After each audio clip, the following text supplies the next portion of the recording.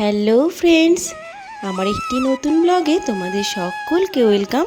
আর আশা করছি তোমরা সবাই ভালো আছো, আর তোমাদের ভালোবাসায় আমরাও বেশ আছি।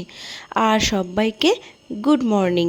অবশ্য গুড মর্নিং বলবো না, এখন বেলা 11টা হয়েই গেছে।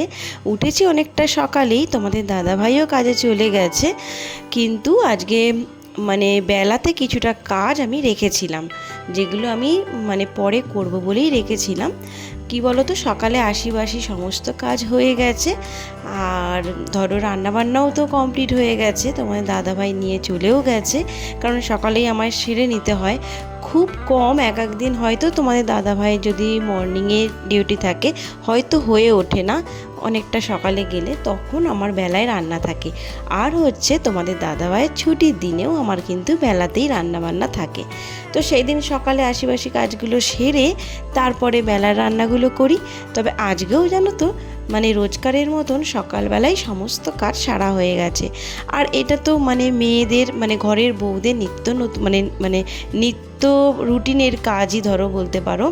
সবাইরই একই রুটিন থাকে। সকালবেলা উঠে আগে প্রথমে ঠাকুর নমস্কার করি, ঠাকুর নমস্কার করেই সকালবেলা ঘুম চোখ খুলেই বেরিয়েই থাকে মেয়েদের কাজ, রান্না করা, বাসন মাজা, ঘর মোছা, সমস্ত কিছু, ঘর গোছানো।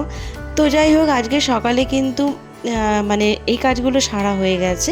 তো বেলায় আমার কিছুটা কাজ রেখেছিলাম, সেটা সকালবেলা আমি জানি হয়ে উঠবে না, তাই জন্য সেটা বেলাতেই রেখেছিলাম। কি বলো তো, ছেলে যদি ঘরে থাকে না, আমি যে কাজগুলো আমি বেলায় রেখেছি সেগুলো আমি করে উঠতে পারবো না। তাই ছেলেকে আমি পড়তে দিয়ে এলাম। ও জানো তো 11টা থেকে পড়তে যায়। ওকে আমি নিজেই বাড়িতে পুরোটাই দেখতাম, কিন্তু দেখছিলাম ইদানিং সকালবেলাটা আমার একদমই ওকে পেরে উঠতে পারছিলাম না। রান্না বান্না থাকে, কাজকর্ম থাকে, ঘরদোর পরিষ্কার থাকে, তো ওকে সকালবেলাটা ঠিকভাবে দেখতে পাচ্ছিলাম না। তাই ভাবলাম সকালবেলাটা যদি কোথাও পড়তে দিই তাহলে কি হবে, ও কিছুটা হলেও পড়ে আসতে পারবে। একদমই না পড়ে থাকার থেকে কিছুটা তো পড়া হবে। তো তাই জন্যই, সেই কারণেই ওকে পড়তে দেওয়া। তো যেটা বলছিলাম, তো ওকে পড়তে দিয়ে এসেছি। তো এসে ভাবলাম বিছানার চাদরটা আজকে তোলার ছিল, জানো তো। বিছানার চাদর তুলবো, তারপরে সোফার কভারটাকে আমি চেঞ্জ করব। সোফার কভার বলতে কি বলো তো, সোফার তো আমার কভার নেই, একটা চাদর আমি পেতেই রাখি, সোফার কভার আর করে হয়ে ওঠেনি। আর আর কি বলো তো, সোফাটা জানো তো আসলে আমাদের নয়, ওইটা যে বাড়িতে আমি ভাড়া থাকি, যে দাদার বাড়িতে, সেই দাদারা যেহেতু এখানে থাকে না, ওনারা থাকে ব্যাঙ্গালোর। তো ওনাদের নিচে দুটো সোফা ছিল, তো ওপরে আর ওরা তোলেনি, বলেছিল তোমরা ব্যবহার করো, তো কোনো অসুবিধা নেই, তাই জন্যই আমরা ব্যবহার করি। কিন্তু দেখো, লোকের জিনিস এবার এমনিভাবে তো আর ব্যবহার করতে পারি না, ছেলে ছোট। এবার ও কি করে বলো তো, এই যে প্লাস্টিকগুলো দেখো, প্লাস্টিক দেওয়া ছিল, অনেক দিনের পুরনো, তো প্লাস্টিকগুলো উঠেও গেছে, ওই জন্য যদি কাপড়টা নষ্ট হয়ে যায় তাই চাদর পেতেই রাখি। আর একটা এমনি কভার ছিল আমাদের সোফার, সোফারই কভার ছিল, কিন্তু সেটের ঢোকানো মতন নয় আর কি, কভারটা যে ঢুকিয়ে পরিয়ে দেবো সেই রকম নয়, জানো তো। তা ভাবলাম যাই হোক, কাপড়ের মতন সোজা সোজা আছে, তো ওইভাবেই পেতে দিই। তবু দেখো, সোফাটা তো বাঁচবে, লোকের জিনিস যতই যাই হোক ভালোভাবে ব্যবহার, তারা যেহেতু আমাকে ব্যবহার করতে দিয়েছে, তাই বলে তো এরমভাবে ব্যবহার করা যায় না। তাই ভাবলাম যে একটা কাপড় চাদর পেতে রাখি। তো চাদরটা অনেক দিন ধরেই পাতা ছিল, খুবই ময়লা হয়েছিল, তো ভাবলাম তুলে ফেলি, তো হয়ে ওঠে না। তো তুলে দেখো পরিষ্কার একটা কভার পেতে দিলাম। আর ঘরেও দেখতে পেলে বিছানার চাদরটাও আমি তুলে দিলাম। আর ঘামেতে না, ঘাম হয়, তো ঘামেতে না বিছানার চাদরটা দুদিন অন্তর না তুললে কি হয় বলো তো, চাদরগুলো ভীষণ চিটে মতন হয়ে যায় ঘাম বসে বসে। তাই জন্য চাদরটাও আজকে তুলে ফেললাম। আর বালিশের কভারগুলো দুদিন আগেই চেঞ্জ করেছিলাম বলে সেইটা আর চেঞ্জ করিনি, তো ওইটা পরে চেঞ্জ করব। তো ওইগুলো কাজগুলো সারা হয়ে গেল ওইদিকে, আর এদিকে কভারগুলোও চেঞ্জ করে ফেললাম, দেখতে পাচ্ছ। আর এদিকে দেখো, বাসন টাসন সকাল থেকে যা মেজে টেজে রেখেছিলাম সবই এই ঝুড়িতে রাখাই রয়েছে। আর যেইগুলো আমি কাচবো ধরো, সেইগুলো সব এক জায়গায় ওই জন্য করে নিচ্ছিলাম। তো টুকটুক করতে করতে তোমাদের সাথে গল্প করতে করতেও আমার কিন্তু হাতের কাজ মোটামুটি কমপ্লিটও হয়ে গেছে। আর আজকে খুবই জিনিসপত্র এদিক ওদিকে ছড়ানো ছিল, কিছুই আমি করিনি। বাসনগুলোও সব আমি তুলিনি, দেখলেই বাসনগুলো আমি র্যাকে সব এখন রাখলাম। সকালে যা হোক করে সব রেখে দিয়ে আমি সব আশিবাসি কাজ সেরেছি, রান্নাবান্না করেছি। আমি জানি বেলাতে সব করব, তাই জন্যই আর সেগুলো আর করে ওঠিনি। তো সমস্ত কাজই টুকটুক করে আমার হয়ে গেল। এরপর আছে আমার চানের পালা। স্নান টান করে তারপরে পুজো টুজো দেবো, দিয়ে তারপরে আবার যাব ছেলেকে আনতে।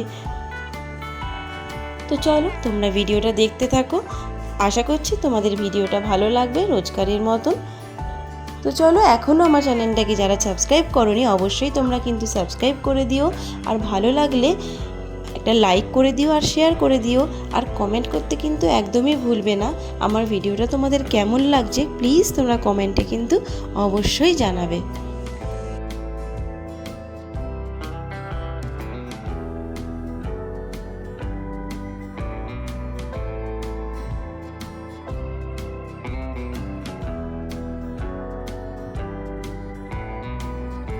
তো দেখো বন্ধুরা, স্নান করতে যাব বলে আমি এদিকে চুলটা একটু আঁচড়ে নিচ্ছিলাম। কেন বলো তো, বিনুনি করা ছিল। এবার যদি আঁচড়ে না নিই তাহলে চান করতে গেলে কিন্তু খুবই অসুবিধা হবে। আর যেহেতু আজকে শ্যাম্পু দেবো মাথাটা ঘষবো, এবার চুলে যদি জট থাকে না, মাথাটা ভালোভাবে ঘষা হয় না, চুলটা ঘষতে গেলে আটকে যায়, আঙুলের মধ্যে বড্ড আটকে যায়, চুল অনেক ছিঁড়েও যায়। তাই চুলটা একটু আঁচড়ে নিলে কি হয় বলো তো, শ্যাম্পুটা দিতে সুবিধা হয়, জট পড়ে না অত। নাহলে জট পাকিয়ে যায়, তাহলে কি বলো তো পরে না, স্নান করার পর আঁচড়াতে ভীষণ অসুবিধা হয়। তো চলো, ঘরে সব কাজকর্ম মোটামুটি হয়ে গেছে, একটু পরিষ্কার করে নিলাম। ছেলে গেছে পড়তে, তা পড়তে গেছে বলেই আমার এই কাজগুলো হলো, কারণ ও ঘরে থাকলে কিছু পরিষ্কার করতে পারি না। তো চলো এখন স্নান করে নিই, স্নান করে পুজো দিয়ে তারপর তোমাদের সঙ্গে দেখা হচ্ছে। তো চলো ঝটপট করে স্নান করে নিই।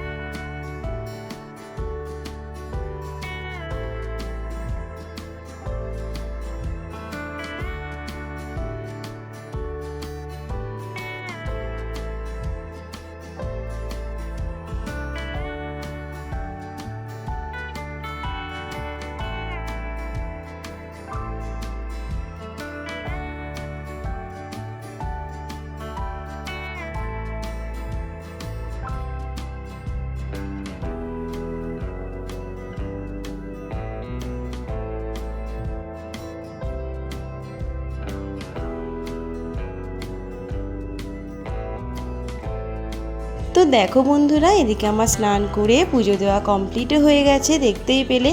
আর দেখতে পেলে আজকে আমার ঠাকুর কত ফুল পেয়েছে। আজকে বৃহস্পতিবার, আমার কিন্তু একটাও ফুল কেনা নয়, সবই গাছে হয়েছিল। আজকে অনেক ফুল ফুটেছিল।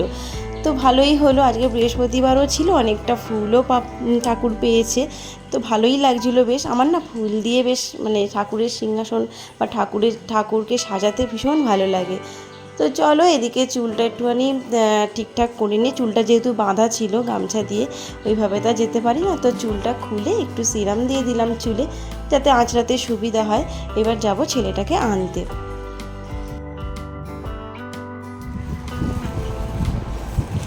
ব্যাগ ঠ্যাগগুলো রাখ, আগে পড়ে এলি। আগে এই বোতল নিয়ে নতুন প্লাস্টিকটা উড়ে চলে যাচ্ছে। যা বস, খাটে বস।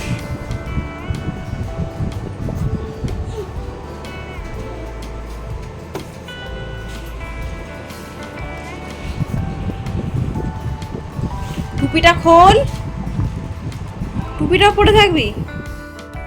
তো দেখো ছেলের কিন্তু মানে এসেই পড়ে ঠরে এসেই শুরু হয়ে গেছে দুষ্টুমি। একটা নতুন বোতল নিয়ে ও এখন পর্যবেক্ষণ করতে শুরু করে দিয়েছিল, দেখতেই পেলে। তো চলো ওকে স্নান টান করানো হয়ে গেছে, দিয়ে এবার ওকে বসেছি আমি খাওয়াতে। তো আজকে রান্না করেছিলাম দেখো শুধুই ডিমের ঝোল আর ভাত, আর কিন্তু কিছুই করিনি। তো দেখো চলো বসে গেছি ছেলেকে খাওয়াতে। ও পড়ে ঠরে এলো, চান টান করালাম, চান টান করিয়ে এবার খাইয়ে দিই। একা খাবি? তো দেখো আজকে একা খাবে বলছে, ডিম রান্না হয়েছে ওই জন্য একা খাবে, মানে ভালো কিছু রান্না হলো একা খাবে, মেখে দিতে হবে ওকে। চলো, আর ডিমের সাইজগুলো দেখো, সে মনে হচ্ছে পাখির ডিম, ছোট্ট ছোট্ট।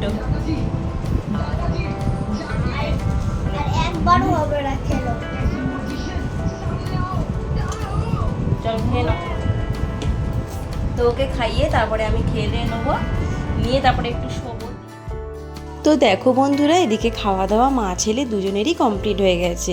তবে এখন কি খাচ্ছি বলো তো, এখন একটু টক দই নিয়ে বসেছি। গরমকালে একটু টক দই খেলে বেশ শরীরটা মানে মনটাও ভালো লাগে, শরীরটাও ভালো থাকে, তাই একটু টক দই নিয়ে বসেছি। তারপর একটু ঘুম দেব। তবে বেশিক্ষণ ঘুম হবে না, কেন বলো তো, ছেলেটাকে না মানে একটা জিমন্যাস্টিকে ভর্তি করেছি খেলাধুলোতে। কেন বলো তো, ও সারাদিনই বাড়িতে একাই থাকে, ও তো একটু কারোর সাথে খেলতেও পারে না।